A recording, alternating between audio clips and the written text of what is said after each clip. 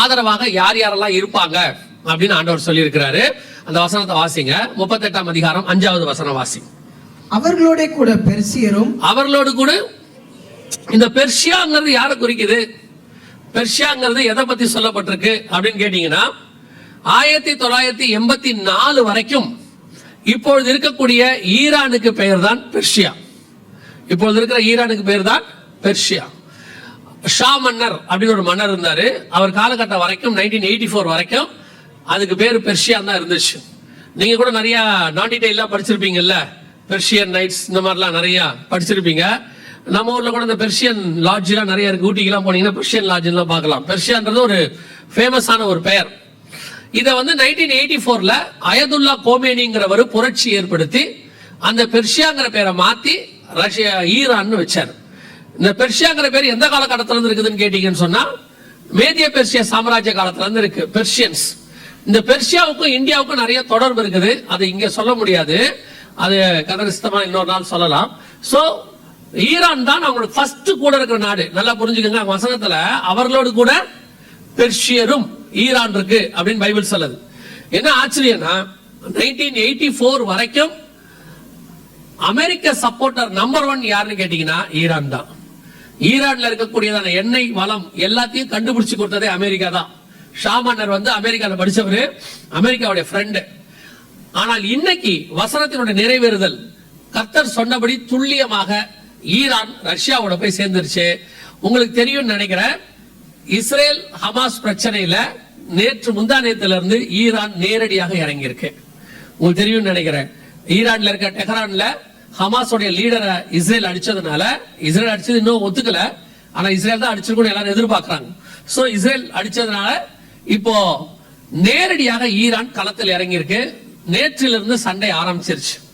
வேதம் சொன்னபடி இந்த எசேக்கியேல் 38ஆம் அதிகாரத்தில் சொல்லப்பட்ட யுத்தத்தினுடைய மிக முக்கியமான தருணம் தொடங்கிடுச்சு. இப்போ இவங்களோட கூட நல்லா கவனிங்க, இந்த ரஷ்யா, ஈரான், எத்தியோப்பியா, லிபியா எல்லாம் கீழே இருக்கும். நீங்க பாத்தீங்கன்னா எல்லாம் வசனம் கொடுத்திருக்கோம். இவங்க எல்லாரோடு கூட ஆப்போசிட்ல யார் இருப்பா அப்படின்னு 13வது வசனம் சொல்லுது. வாசிங்க. எசேக்கியேல் 38:13 வாசி. சேபா தேசத்தாரும், சேபா தேசத்தாரும், தேதான் தேசத்தாரும், தர்ஷீஷின் வர்த்தகரும், அதனுடைய பாலசிங்கங்களான அனைவரும் உன்னை நோக்கி. தர்ஷீஷின் வர்த்தகரும் அதின் பாலசிங்கம். தர்ஷீஷ் அதோடைய பாலசிங்கம் குட்டிகள் அப்படின்னா தர்ஷீஷ் என்பது எதை குறிக்குது? தாய் சிங்கத்தை குறிக்கிறது. ஏன்னா அது தாய் சிங்கமா இருந்தா அதுக்கு என்ன இருக்கும்?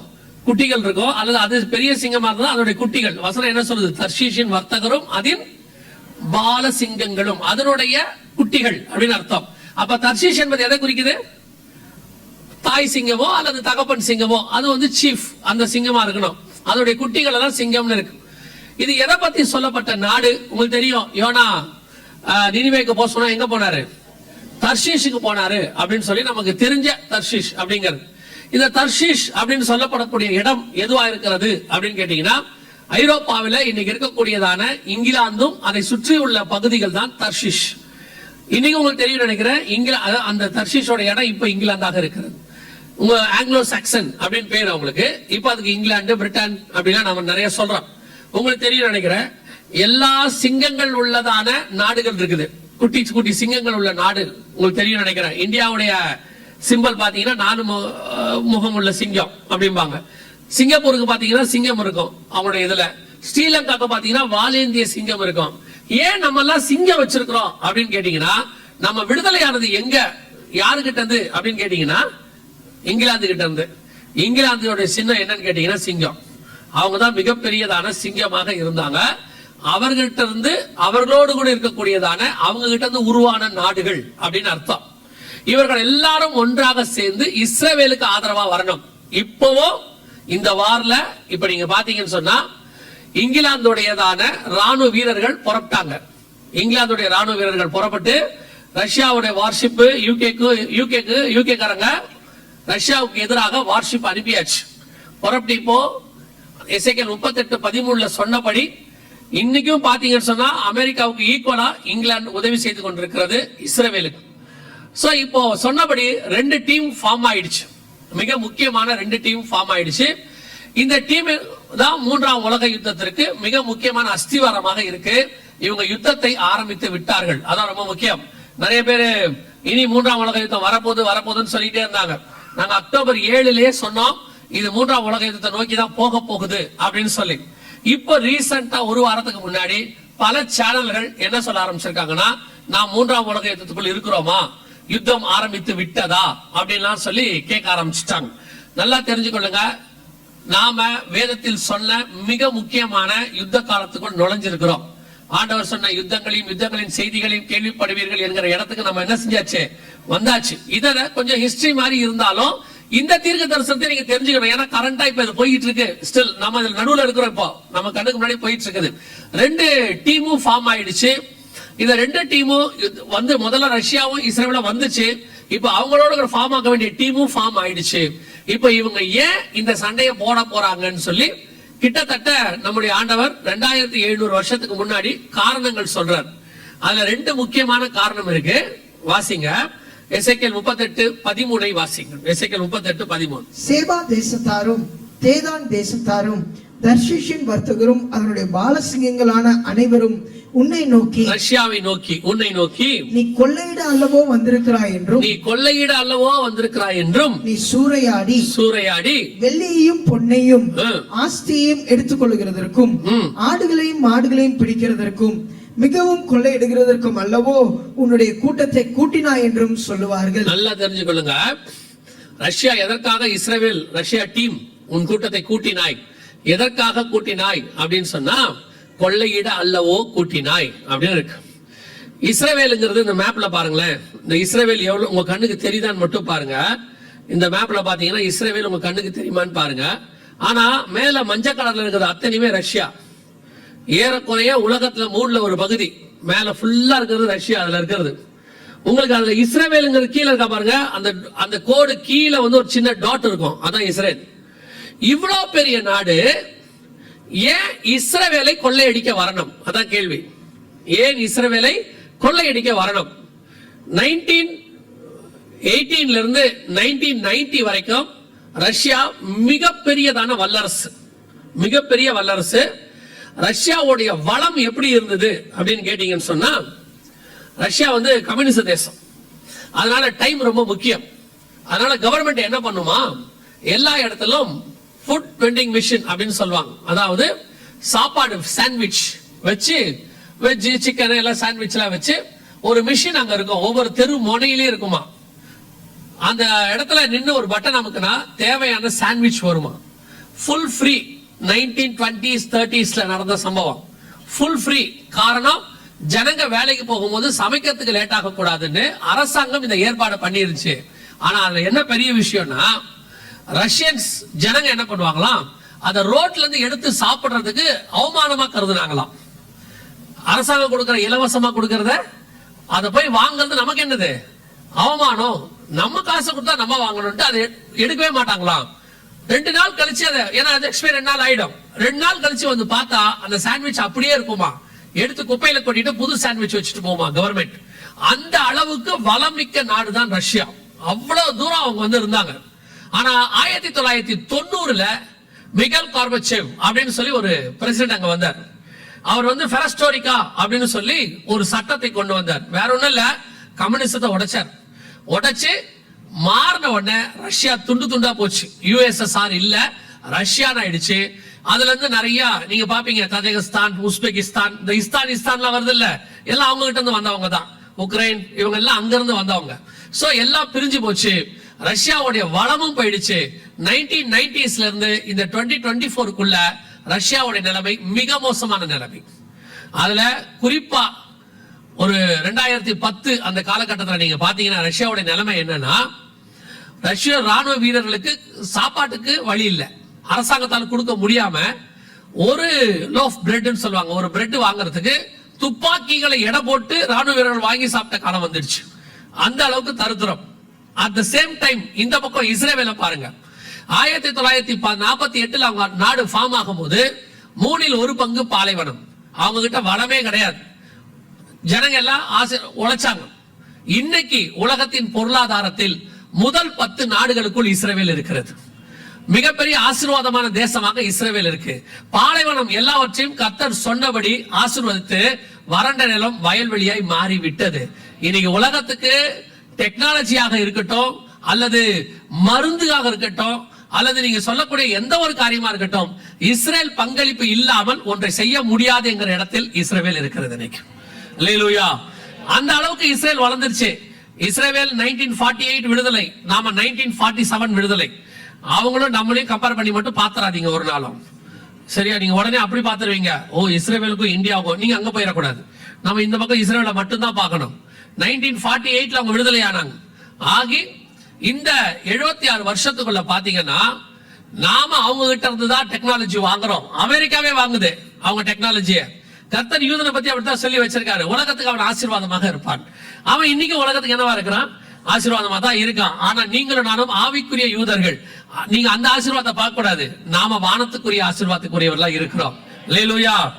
எவ்வளவு பெரிய யூதனா ஞானம் உள்ளவனா இருக்கட்டும், ஒரே ஒரு விஷயத்தை மிஸ் பண்ணிட்டான் பாருங்க. இவ்வளவு இருக்குல்ல, ஒன்னே ஒண்ணு விட்டு விட்டான். தன்னிடத்தில் வந்த தேவனை, மேசியாவை தேவன் என்று தெரிந்து கொள்ளாமல் விட்டுட்டான். அவ்வளவுதான். எவ்வளவு இருந்து என்ன பிரயோஜனம் சொல்லுங்க? ஆனா நீங்களும் நானும் அவன் அளவுக்கு உலக பிரகாரமா ஆசீர்வாதமா இல்லாம இருக்கலாம். ஆனா ஒன்னே ஒண்ணு தெரிஞ்சு கொண்டோம், இயேசு கிறிஸ்துவை தேவன் என்று நாம் தெரிந்து கொண்டோம். அல்லேலூயா. அதுதான் ஞானவான்களை பைத்தியமாக்கும்படி கர்த்தர் பைத்தியமானவைகளை தெரிந்து கொண்டார். நாம இப்போ போட்டி எப்படி போடுறாங்க நம்ம ஆட்கள்னா, இஸ்ரவேலுக்கு எல்லாம் போய் பார்த்துட்டு வராங்க. பார்த்துட்டு வந்தோம்னா நம்மளும் யூதர்களை மாதிரி மாறணும்னு. வேண்டாம் வேண்டாம், நம்ம யூதரை மாதிரி மாற வேண்டாம், நம்ம இயேசு மாதிரி மாறினா போதும். ரோமர் 8:29 அதான் சொல்லுது, குமாரனின் சாயலுக்கு ஒப்பா இருக்கும்படி அழைத்தார். நம்ம யூத சாயலுக்கு மாற வேண்டாம், இஸ்ரவேல் சாயலுக்கு மாற வேண்டாம். நம்ம ஆட்கள்ல கொஞ்சம் பேருக்கு இஸ்ரவேல்ல போய் ஹீப்ரு படிச்சேன், கிரீக் படிச்சேன்னா கொஞ்சம் அவங்க கொஞ்சம் பெருமையா நினைச்சுக்கிறாங்க. அது படிக்கிறது ஒன்றும் பெருமை இல்லை, அது ஒரு நாலேஜ், இன்னொரு லாங்குவேஜை கத்துக்கிட்டாங்க. ஆனா நீங்களும் நானும் தேவனை தெரிஞ்சுக்கிட்ட பாருங்க, அதுலதான் முக்கியமான விஷயமே இருக்குது. இன்னைக்கு யூதர்களுக்கால் தெரிந்து கொள்ள முடியாதது, அவர்களுக்கு மறைக்கப்பட்ட சத்தியம், அவர்களுக்கு மறைக்கப்பட்ட வெளிச்சம் உங்களுக்கும் எனக்கும் கர்த்தர் கொடுத்திருக்கிறார். இருளில் இருக்கிற ஜனங்கள் பெரிய வெளிச்சத்தை கண்டார்கள். அல்லேலூயா. அது ஒரு பெரிய ஆசீர்வாதம். சோ இன்னைக்கு யூதர்கள் உலக பிரகாரமா ஆசீர்வாதமா இருக்கிறாங்க. இப்ப கூட ரீசெண்டா ஒரு 4 வருஷத்துக்கு முன்னாடி, நான் சொன்னது ஒரு 2021-22ல அவருடைய கடல் பகுதியில மிகப்பெரியதான கேஸ் கண்டுபிடிச்சாங்க, நேச்சுரல் கேஸ். அதை எடுத்துதான் இப்ப அவங்க நிறைய சப்ளை பண்ணிட்டு இருக்காங்க, வளமிக்கவர்களா மாறிட்டு இருக்காங்க. சோ அவர்களை கொள்ளையடிப்பதற்கான முகாந்தரம், ஒரு பக்கம் ரஷ்யா குறைவா போயிட்டு இருக்கு, இன்னொரு பக்கம் இஸ்ரேல் ஆசீர்வாதமா மாறிடுச்சு. இதுதான் ஒரு காரணமாக சொல்லப்படுது. ஆனா மெயின் காரணம் அது அல்ல, வேறொரு காரியம் அதற்குள்ளே புதைந்திருக்கிறது. என்ன மெயின் காரணம்? வாசிங்க, எசேக்கியேல் 38:8 திருப்பி வாசிங்க பார்ப்போம். அநேக நாட்களுக்கு பிற்பாடு நீ விசாரிக்கப்படுவாய், பட்டயத்துக்கு நீங்களாகி பற்பல ஜனங்களிலிருந்து சேர்த்துக் கொள்ளப்பட்டு வந்தவர்களின் தேசத்தில் கடைசி வருஷங்களிலே வருவாய். நெடுநாள் பாழாய் கிடந்து பிற்பாடு ஜாதிகளிலிருந்து கொண்டு வரப்பட்டவர்கள் எல்லாரும் சுகத்தோட குடியிருக்கும் இஸ்ரவேலின் மலைகளுக்கு விரோதமாய் வருவாய். இஸ்ரவேலின் மலைகளுக்கு விரோதமாய் வருவாய். அவர்கள் எல்லாரும் அஞ்சாமல் குடியிருக்கும் போது இஸ்ரவேல் மலைகளுக்கு விரோதமாய் வருவாய் அப்படின்னு. இஸ்ரவேல் பர்வதங்கள் நிறைந்ததான ஒரு தேசம். ஏன்னா ஆண்டவர் சொல்றாரு, எருசலேமை சுற்றிலும் பர்வதங்கள் இருக்குமா போல இது முதல் கொண்டு உன் தேவனாகிய கர்த்தர் உன்னை சுற்றிலும் இருப்பார் அப்படின்னு வசனத்துல இருக்கு. இஸ்ரவேலை சுத்தி நிறைய மலைகள் இருக்குது, நம்ம எல்லாருக்கும் தெரிஞ்ச விஷயம் தான். இதுல 2 முக்கியமான மலைகளுக்கு விரோதமாக தான் இப்ப யுத்தம் ஆரம்பிச்சிருக்கு. இந்த யுத்தம் ஆரம்பிச்சதே முதல்ல எந்த மலை அப்படின்னு கேட்டீங்கன்னா, டெம்பிள் மவுண்ட் என்று சொல்லக்கூடியதான, நீங்க இப்ப இஸ்ரவேல்ல எருசலேம்ல பார்க்கக்கூடியதான, இஸ்ரவேல்னு பார்த்தாலே ஒரு எருசலேம்னு போட்ட உடனே உங்களுக்கு பாத்தீங்கன்னா ஒரு கோல்டன் கலர்ல இருக்க மாஸ்க் இருக்கக்கூடியதான ஒரு சிட்டி தெரியும். எல்லாரும் நம்ம வீடுகள்ல கூட அதை வச்சிருக்கிறோம், நிறைய பேர் வச்சிருப்பாங்க, நான் இல்ல, நிறைய பேர் வச்சிருப்பாங்க. அந்த ஒரு சிட்டியை ஒண்ணு வச்சிருப்பாங்க. என்னன்னு கேட்டா, எருசலேமை ஆண்டவர் ஒலிவமலையில இருந்து பார்த்த அந்த இடத்த அவங்க மென்ஷன் பண்ணி வச்சிருப்பாங்க. சோ அந்த மிக முக்கியமான அந்த மாஸ்க் இருக்கிற இடம் எங்கன்னு கேட்டீங்கன்னா, டெம்பிள் மவுண்ட் அப்படிங்கிற இடத்துல தான் இருக்கு. இந்த டெம்பிள் மவுண்ட்டுக்கான சண்டை தான் இப்பொழுது ஆரம்பிச்சிருக்குது. அலெக்சா மாஸ்க் இருக்கிற இடத்த எடுக்கணும் அப்படின்னு சொல்லி ஹமாஸ் விரும்புறாங்க. அந்த இடத்தை கொடுக்க மாட்டோம்னு சொல்லி இஸ்ரவேல் சொல்லுது. காரணம் என்னன்றதை நேத்து பார்த்தோம், ஒருவேளை நேத்து வராதவங்களுக்கு நான் சொல்றேன். அந்த டெம்பிள் மவுண்ட் இருக்கிற அந்த இடம் ஈசாக்கை பலியிட ஆபிரகாம் கொண்டு போன இடம், அது தாவீது காசு கொடுத்து ஓர்னான் கிட்ட வாங்கின இடம், அங்கே சாலமோன் தேவாலயம் கட்டின இடம். அந்த இடத்தில் தான் அவர்கள் 10ஆம் நூற்றாண்டுல இயேசு கிறிஸ்துவுக்கு பிறகு 1000 வருஷம் கழிச்சு 10ஆம் நூற்றாண்டுல அந்த மாஸ்க் கட்டப்பட்டது. அதுக்கு முன்னாடி ஒரு 900 வருஷத்துக்கு முன்னாடி கிபி 70ல அந்த தேவாலயத்தை ரோமர்கள் இடிச்சு போட்டாங்க. டைட்டஸ் அப்படின்னு சொல்லக்கூடிய தீர்த்துராயன் அப்படின்னு சொல்றவர் தான் அதை இடிச்சு போட்டாரு. சோ அதுக்கப்புறம் 900 வருஷம் அங்க ஒண்ணுமே இல்ல, வெறும் இடமாக அது இருந்துச்சு. கர்த்தர் சொன்னபடி அது வனாந்தரமாய் மண்மேடாய் மாறிடுச்சு. சோ அந்த இடத்தை 10ஆம் நூற்றாண்டில் ஒரு மாஸ்க் கட்டப்பட்டது. இந்த ஒரு கட்டி 1000 வருஷம் ஆயிடுச்சு. இப்ப 2000வது வருஷம் அத இஸ்ரவேல் கையிலிருந்து எடுக்கணும்னு அவங்க சொல்றாங்க. ஏன்னா எங்க மாஸ்க் இருக்கு, அந்த மலை எங்களுக்கு வேணும்னு அவங்க சொல்றாங்க. இல்ல இது ஆபிரகாம் காலத்துல இருந்து எங்க மலை, இது எங்களுக்கு வேணும் அப்படின்னு இவங்க சொல்றாங்க. சோ இவங்க 2 பேரும் சேர்ந்துதான் அந்த மலைக்கு விரோதமாய் நீ வருவாய் என்கிறதான தீர்க்க தரிசனம். நல்லா கவனிச்சுக்கொள்ளுங்க. இந்த வசனம் சொல்லப்படுற காலகட்டத்தில் தேவாலயம் இடிக்கப்பட்டு விட்டது.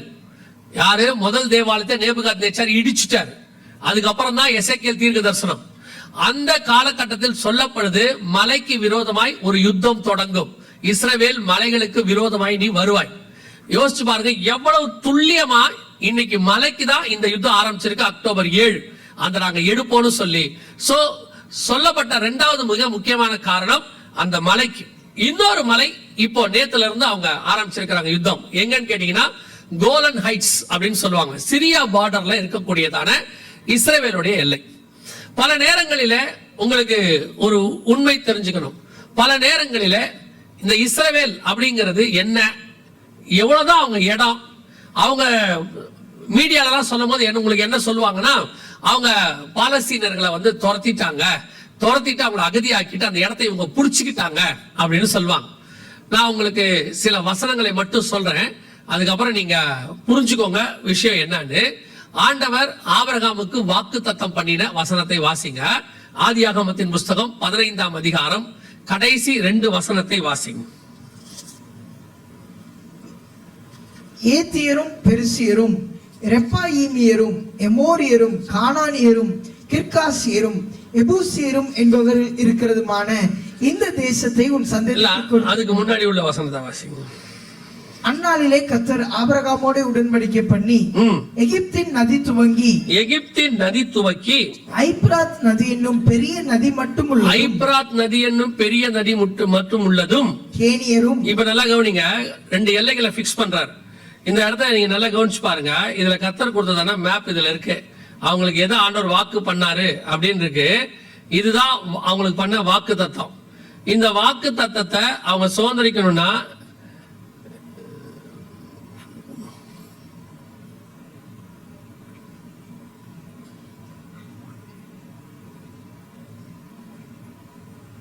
இதுதான் கர்த்தர் பண்ண வாக்கு தத்தம். யாருக்கு? ஆபிரகாமுக்கு. இந்த இடத்தை நீங்க நல்லா கவனிச்சு பாருங்க. எங்க இருந்து எங்க வரைக்கும் இருக்குன்னு பாருங்க. அதாவது இந்த பக்கம் நைல் நதி, எகிப்தின் நதி துவக்கி, அந்த பக்கம் ஐப்ராத்னா ஈராக்குடைய ஒரு பகுதி. ஈராக் வந்து 2 நதிகளுக்கு உட்பட்ட இடம். மெசபொத்தோமியா அப்படின்னு சொல்லுவாங்க, யூப்ரட்டிஸ் அண்ட் டைகிரிஸ்.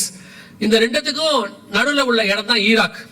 ஆபிரகாம் எங்க இருந்து புறப்பட்டு வந்தாருன்னு அப்போஸ்தலர் நடவடிக்கைகள் 7ஆம் அதிகாரம் 2ஆம் வசனம் சொல்லும். அவர் எங்க இருந்து புறப்பட்டு வந்தாரா இருக்கா?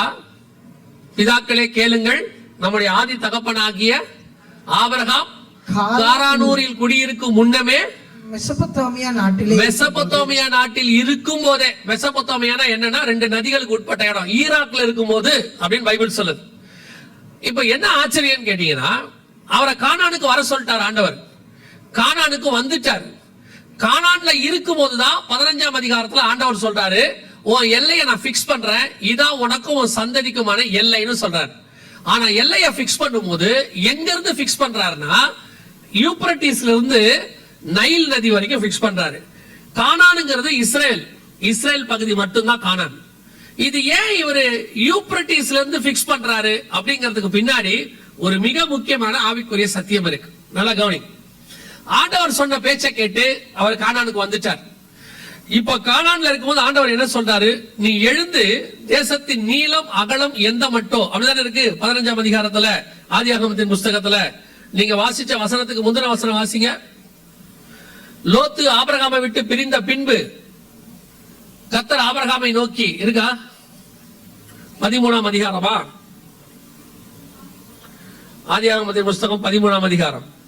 லோத்து 13:14. வாசிங்க. லோத்து ஆபிராமை விட்டு பிரிந்த பின்பு கர்த்தர் ஆபிராமை நோக்கி, உன் கண்களை ஏறெடுத்து நீ இருக்கிற இடத்திலிருந்து வடக்கேயும் தெற்கேயும் கிழக்கேயும் மேற்கேயும் நோக்கே பார். நீ பார்க்கிற இந்த பூமி முழுவதையும் நான் உனக்கும் உன் சந்ததிக்கும் என்றைக்கும் இருக்கும்படி கொடுத்து உன் சந்ததியை பூமியின் தூளை போல பெருக பண்ணுவேன்.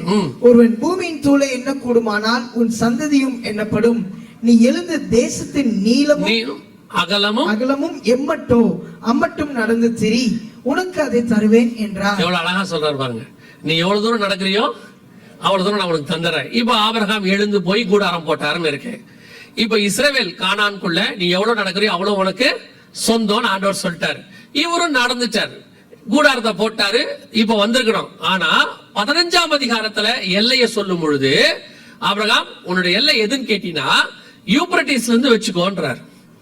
இல்ல நீங்க கானான்ல தானே நடக்க சொன்னீங்க, நீங்க சொன்ன மாதிரியே கானானுக்கு வந்துட்டேன், கானான்ல நடக்க சொன்னீங்க, எனக்கு ஏன் இப்ப நீங்க யூப்ரட்டிஸ் கொடுக்குறீங்க அப்படின்னா, உன் பார்வையில கானான் தான் வாக்கு தத்தம். ஆனா என் பார்வையில எப்ப என் வார்த்தைக்கு கீழ்ப்படிஞ்சு நீ முதல் ஸ்டெப் எடுத்து வச்சியோ அந்த இடத்துல இருந்தே உனக்கு தான் நான் கொடுத்துட்டேன், மொத்தத்தையும் எடுத்துக்கொண்டாரு. எப்பவுமே கர்த்தருடைய ஆசீர்வாதம் நம்ம கணக்கின்படி அல்ல, அவர் கணக்கின்படி பெருசு. அவருடைய கை ரொம்ப பெருசு. அவன் வந்த இஸ்ரவேல் தேசத்தை தான் அவன் நினைச்சான், கானான் தான் நமக்குன்னு. அவர் சொன்னார், இல்ல நீ எதை எடுத்துக்கோ, நீ ஃபர்ஸ்ட் என் பேச்சை கேட்டு புரட்ட பாரு வீட்டுல இருந்து, அதுல இருந்து மொத்தமும் உனக்கு தான் சொந்தம்ட்டார். இந்த பக்கம் இவர் ஒரு நாள் பஞ்சம் வந்துடுச்சுன்னு தெரியாதனமா எகிப்துக்கு போயிட்டார். அங்க போய் பஞ்சம் ரொம்ப கொடிதாகி பார்வோன் சாராள தூக்கிட்டு போயிட்டாரு. பொழைச்சா போதும் திருப்பி எகிப்து விட்டு ஓடி வந்துட்டாரு. இவர் என்ன சொல்லிட்டாரு, நீ தெரியாம ஒரு இடத்துக்கு போனல எகிப்து, அதையும் வச்சுக்கோன்ட்டார். என்ன ஆண்டவரே, கானான் தானே சொன்னீங்க, கானான் தான் சொன்னேன், ஆனா நீ என்னால் ஆசீர்வதிக்கப்பட்டவன், உன் பாதம் எங்கெங்கெல்லாம் பட்டுச்சோ அத்தனையும் உனக்கு தான் சொந்தம். அவ்வளவுதான். நம்ம ஆண்டவர் நம்மளை எப்படி ஆசீர்வதிக்கிறார் பாருங்க. நாம இந்த ஆண்டவரை வச்சுக்கிட்டு ஒரு 1200 ஸ்கொயர் ஃபீட் கிடைச்சா போதும் ஆண்டவரே என் வாழ்க்கையில, அதை பார்த்துட்டு நான் செத்துற ஆண்டவர் கேட்பாரு, உனக்கு எத்தனை 1000 ஸ்கொயர் ஃபீட் கொடுத்தாலும் நீ 1200லயே இருக்கியப்பா, ஒரு 2400 கிடைச்சா போதும், என் வாழ்க்கையில என் கண்ணால பார்த்துட்டு சார். ஆண்டவர் சொல்றாரு, ஐயோ நான் உனக்கு வச்சிருக்கிற ஆசீர்வாதம் பூமியில இல்ல, வானத்துல. இந்த பூமியை விட பல 1000 கோடி மடங்கு பெருசு. அந்த வானத்துல பரலோகத்துல சிங்காசனத்துல ஏன் கூட உட்கார வச்சுக்கிறேன்னு ஒன்ன கூப்பிட்டா, நீ இந்த ரோடு முனையில ஆள் போறதுக்கு வழி இல்லாத ஒரு தெருவுல இருக்கிற அந்த மூலையில இருக்கிற லேண்டை கேட்டுக்கு நிக்கிற, உன்னை என்ன சொல்ல அப்படின்னு ஆண்டவர் நினைப்பாரு. நான் எப்பவுமே நினைச்சுப்பேன், ஆண்டவர் பரலோகத்துல பெரிய டேபிள் போட்டு நல்ல விருந்து ரெடி பண்ணி வச்சுட்டு உட்கார்ந்து இருக்கும் போது தூதர்கள் கேட்பாங்க, ஏன் ஆண்டவரே விருந்து ஸ்டார்ட் பண்ணலையா? கற்பனை, நான் அப்புறம் எம்டி ஜெகன் பரலோகத்துக்கு போனார்னு சொல்லிடாதீங்க. ஏன்னா இப்ப அது வேற பெரிய பிரச்சனையா இருக்கு. எதையாவது சொன்னோம்னா அவர் பரலோகத்துக்கு போயிட்டு வந்தாருங்கிறிய, இதுதான் சாக்குன்னு அவங்களும் ஆமான்னுறாங்க. அதெல்லாம் நல்லா கவனிங்க, இது என்னுடைய சும்மா கற்பனை. பெரிய டேபிள்ல எல்லாத்தையும் ஆண்டவர் வச்சுட்டு அப்படியே தூதர்கள் பார்த்து கேட்பாங்க, ஆண்டவரே எவ்வளவு ரெடி ஆயிடுச்சு, சாப்பிடலையா? 2 விஐபிஸ் கொஞ்சம் பேர் வர வேண்டி இருக்கு, அவங்களுக்கு தான் வெயிட் பண்ணிட்டு இருக்கோம். யாருப்பா? இல்ல மதுரையில குட் சமாரிட்டன் சர்ச்சில் இருந்து கொஞ்சம் பேர் வர வேண்டி இருக்கு, அவங்களுக்காக தான். இருங்க, நான் இன்னும் முடிக்கலையே, அதுக்குள்ளேயே தட்டிட்டீங்களே. நீங்க என்ன நம்பி கையெல்லாம் தட்டக்கூடாது, புரியுதா? முடிக்கிற வரைக்கும் தட்டாதீங்க. இதெல்லாம் அவங்களுக்கு தான் வச்சிருக்கிறோம், அவர்கள் வந்த பிறகுதான் நம்ம இதை ஆரம்பிக்கணும்னு சொல்லிட்டு அப்படின்னு உடனே அந்த தூதர்கள்லாம், அப்படியா இவ்வளவு பெரிய விஐபிஸா, மதுரையிலயா, குட் சமாரிட்டன்லயா, அப்படி எட்டி கீழே பார்த்தா அவன் கீழே ஒரு சிக்கன் லெக் பீஸ்க்கு சண்டை போட்டுக்கிட்டு இருக்கிறான், எனக்கு ஏன்டா லெக் பீஸ் கொடுக்கலன்னு. இப்ப தூதன் எப்படி மண்டையில அடிச்சுப்பான் பாருங்க. அட பாவி, உனக்கு மேல எவ்வளவு பெரிய ஆசீர்வாதத்தை ரெடி பண்ணிட்டு நாங்க உட்கார்ந்து இருக்கோம், கீழே ஒரு சிக்கன் பிரியாணிக்கு சண்டை போட்டுக்கிட்டு இருக்கிற, ஒரு BMW காருக்கு சண்டை போட்டுக்கிட்டு இருக்கிற, பக்கத்து வீட்டுக்காரங்கிட்ட செவுரு ஏன்டா எக்ஸ்ட்ராவா கட்டிட்டேன்னு சண்டை போட்டுக்கிட்டு இருக்கிற, உன்னை என்னத்த சொல்ல அப்படின்னு அவங்க அடிச்சுப்பாங்க. இப்ப கை தட்டுங்க. இல்ல பல நேரத்துல பரலோகம் நமக்கு நியமிச்சு வச்சிருக்கிற ஆசீர்வாதத்தை கணக்கு பண்ணீங்கன்னா இந்த பூமியும் அதன் நிறைவு கூட பத்தாது. கர்த்தர் அவ்வளவு ஆசீர்வாதங்களை உங்களுக்கும் எனக்கும் ஆண்டவர் நியமிச்சு வச்சிருக்கிறார். நான் ஆபிரகாமுடைய இந்த பார்டரை நினைக்கும் போதெல்லாம் யோசிப்பேன், அவன் கற்பனையில கூட நினைச்சிருக்க மாட்டான். அவன் கிளம்பி கானானுக்கு போறான். அங்க போய் தான் ஆண்டவரே கேட்கிறாரு ஆபிரகாம், ஆண்டவரே எனக்கு இந்த தேசத்தை தருவீங்களான்னு. எழுந்துச்சு நட தரேங்கிறாரு. 75 வயசுல எழுந்துச்சு நடக்கிறாரு. எவ்வளவு தூரம் நடந்திருக்கு போறாரு? 75 வயசு கிழமை எவ்வளவு தூரம் நடந்திருப்பாரு? அவர் நினைச்சிருப்பாரு இவ்வளவு நடந்திருக்கோம், கர்த்தர் இதை கொடுத்தா தோத்துறோன்னு. ஆண்டவர் சொன்னாரு, இது இல்ல, முதல்ல எனக்கு கீழ்ப்படிஞ்ச பாரு, அதையுமே நான் கணக்குல வச்சுக்கிட்டேன். நாம் நினைக்கிறோம் இன்னைக்கு ஆண்டவர் ஆசீர்வதிக்க போறாரு, இனிமேட்டு தான் கொடுக்க போறாருன்னு. என்னைக்கு நீங்கள் ஆண்டவரை முதலாக ஏற்றுக்கொண்டீர்களோ அந்த நாளிலிருந்து கர்த்தர் உங்களுக்கு ஆசீர்வாதத்தை கணக்கில் வச்சிருக்கிறாரு. முடிவு பரியந்தம் அதை தருவதற்கு அவர் வல்லமை உள்ள தேவனாய் இருக்கிறார். அல்லேலூயா. இப்ப இந்த இடத்தை இஸ்ரவேல் எடுக்கணும்னா என்ன ஆகும் பாருங்க. நினைச்சு பாருங்க, இந்த இடத்தை எடுக்க முடியுமான்னு. இதுல ஒரு பார்ட் கூட தொட முடியாது இஸ்ரவேலால. இவ்வளவும் கர்த்தர் வாக்கு பண்ணினது. இப்போ இந்த மலைகளுக்கு விரோதமாய் வருவாயின்னு இருக்கு இல்லையா, ஆபிரகாமுக்கு வாக்கு பண்ணினது இவ்வளவும். ஆனால் இதுல உள்ள ஒரு மலை தான் அந்த மலை, இந்த கோலன் ஹைட்ஸ் அப்படின்னு சொன்ன பாருங்க, 2வது மலை. அது எங்க இருக்குன்னா மேல சிரியா இருக்கு பாருங்க, அந்த சிரியா பார்டர்ல தான் இருக்கு கோலன் ஹைட்ஸ். இப்ப நீங்க இன்னொரு விஷயத்தை பார்த்துக்கிட்டே இருப்பீங்க, ஹமாஸை தாண்டி லெபனானுக்குள்ள நுழைஞ்சிருச்சு இஸ்ரவேல் இல்லையா. லெபனான் சண்டை ஒன்னு நடக்குது, லெபனானுக்கு உள்ள யுத்தம் ரொம்ப பெய்ரூட்ல நடக்குதுன்னு பார்த்துட்டு இருக்கிறீங்கல்ல. ஒரு வசனம் வாசிங்களேன், யோசுவாவின் புஸ்தகம் 13ஆம் அதிகாரம். யோசுவாவின் புஸ்தகம் 13ஆம் அதிகாரம் 5வது வசனத்தை வாசிங்க. கிப்லியரின் நாடும் சூரிய உதயபுரத்தில் எர்மோன் மலை அடிவாரத்தில் இருக்கிற பாகால் காத் முதற்கொண்டு ஆமாத்துக்குள் பிரவேசிக்க மட்டுமுள்ள லீபனோன் முழுவதும். லீபனோன் அப்ப வாக்குத்தத்தம் பண்ணப்பட்ட இடத்துல முழு லீபனோன் யாருக்கு சொல்லப்பட்டிருக்கிறது? ஆபிரகாமின் சந்ததியாகிய இஸ்ரவேலராகிய யோசுவாவை பிரிச்சு கொடுக்க சொல்லி கர்த்தர் சொல்லி இருக்கிறார். இப்ப சொல்லி பாருங்க, லீபனான இஸ்ரேலுக்கு கொடுங்கன்னு கொடுப்பாங்களா? இப்ப இருக்கிற இஸ்ரவேல்ல இருந்து அவங்க எருசலேமுக்குள்ள இருக்கிற பாதியே கொடுக்க விட மாட்டாங்க. இப்ப இவங்களை போய் லீபனான் முழுவதையும் கொடுங்க அப்படின்னா கண்டிப்பா என்ன செய்ய மாட்டாங்க, கொடுக்க மாட்டாங்க. அந்த லீபனான் முழுவதும் சாலமோன் காலத்தில் இஸ்ரவேல் வசம் தான் இருந்தது. லீபனான் வனம்னு ஒண்ணு செஞ்சாரு பாருங்க, எல்லாமே இருக்கு. சோ இப்போ லீபனான்குள்ள அவங்க போயிருக்கிறதுக்கு காரணமும் பிப்ளிக்கலா ஒரு காரணம் இருக்கு. இப்போ 1920s முதல் உலக யுத்தம் முடிஞ்ச உடனே ஜெனீவா ஒப்பந்தம் ஒன்று ஏற்படுத்தினாங்க, யுத்த ஒப்பந்தம். அதன் அடிப்படையில ஒரு யுத்தம் முடியும் போது எவ்வளவு தூரம் ஒரு ஆர்மி உள்ள போயிருக்குதோ எல்லாமே யாருக்கு சொந்தம்? அவங்களுக்கு சொந்தம்னு ஜெனீவா ஒப்பந்தம் சொல்லுது. இப்ப லீபனானுக்குள்ள இஸ்ரவேல் நுழைஞ்சிருக்குது. ஒருவேளை இந்த யுத்தம் எப்ப முடியும் தெரியாது. முடியும் போது லெபனானுக்குள்ள எவ்வளவு தூரம் இஸ்ரவேல் போயிருக்குதோ அவ்வளவு யாருக்கு தான் சொந்தம்? இஸ்ரவேலுக்கு தான் சொந்தம். வாக்கு தத்தம் பண்ணப்பட்ட பூமி. ஆனா என்ன முக்கியம்னா, யோசுவா சொல்வாரு, நீங்கள் இன்னும் சுதந்திரிக்க வேண்டிய தேசம் அதிகம் இருக்கு அப்படிம்பாரு. அன்னைக்கு சுதந்திரிக்க முடியாததை இன்னைக்கு இஸ்ரவேல் சுதந்திரிக்க தொடங்கி இருக்கிறது. வேதம் சொன்னபடி இப்பொழுது மலைகளுக்கான யுத்தம் ஸ்டார்ட் ஆயிருச்சு. அந்த கோலன் ஹைட்ஸ் அப்படிங்கறதான சிரியாவில் இருக்கக்கூடிய ஒரு மலை, அதான் அர்மேகதான் யுத்தத்துக்கு யூஸ் ஆக போகிற மலை. 7 வருஷம் கழிச்சு ஆண்டவர் சொன்னார் இல்லையா, உபத்திரவ காலத்தின் முடிவில் வெளிப்படுத்தல் 16:16 இருக்கு இல்லையா, அந்த அர்மேகதான் யுத்தம் நடக்கக்கூடிய கோலன் ஹைட்ஸ் அங்கதான் இருக்கு. சோ இப்போ இதற்கான யுத்தம் ஸ்டார்ட் ஆயிடுச்சு, மலைகளுக்கான யுத்தம். வேதம் சொன்ன எசேக்கியேல் 38:8 நம் கண்களுக்கு முன்பாக 100% நிறைவேறிக் கொண்டே இருக்கிறது.